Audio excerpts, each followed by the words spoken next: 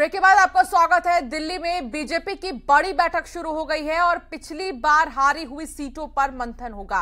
BJP अध्यक्ष JP Nadda भी मौजूद है, संगठन महामंत्री बीएल संतोष भी मौजूद है। बीजेपी मुख्यालय विस्तार में बैठक हो रही है और सांसद नरेश बंसल, जी किशन रेड्डी मौजूद हैं। लोकसभा क्षेत्रों में भेजे गए विस्तारक भी इसमें शामिल हैं।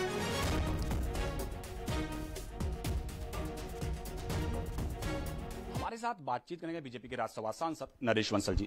सर, आज एक बड़ी महत्वपूर्ण बैठक होने जा रही है। 160 सीटों को लेकर जो बीजेपी ने चयनित की थी उसकी समीक्षा की जाएगी, तो कौन कौन इस बैठक में रहेंगे और क्या कुछ एजेंडा रहने वाला है? ये एजेंडा तो वही है जो सीटें तय की थी, उन सीटों का अब तक हमारी क्या प्रगति है और आगे हमको क्या करना है, ये सब उसकी समीक्षा होगी। और हमारा केंद्रीय नेतृत्व, राष्ट्रीय अध्यक्ष जी, हमारे महामंत्री संगठन राष्ट्रीय और भी वरिष्ठ नेता उसमें रहेंगे। सर, 160 सीटों की रणनीति की अगर बात करें तो बीजेपी के राष्ट्रीय अध्यक्ष जेपी नड्डा आधी सीटों पर रैली करने वाले थे, गृह मंत्री आधी सीटों पर रैली करने वाले थे, जगह जगह जरूरत हो तो प्रधानमंत्री एक क्लस्टर बनाकर रैली करने वाले थे।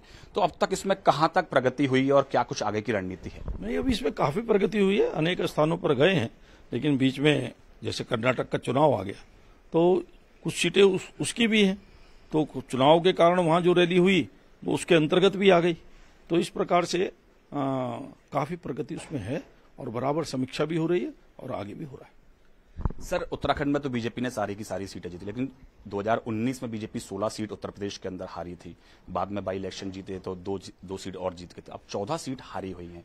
आप उसका सब काम देख रहे हैं, तो उस पर किस तरह से रणनीति तैयार की जा रही है और कितनी सीटें आपको जीतने की संभावनाएं हैं? हम 14 की 14 सीटें मिलाकर के पूरे 80 सीटें उत्तर प्रदेश की जीतने के लिए काम कर रहे हैं।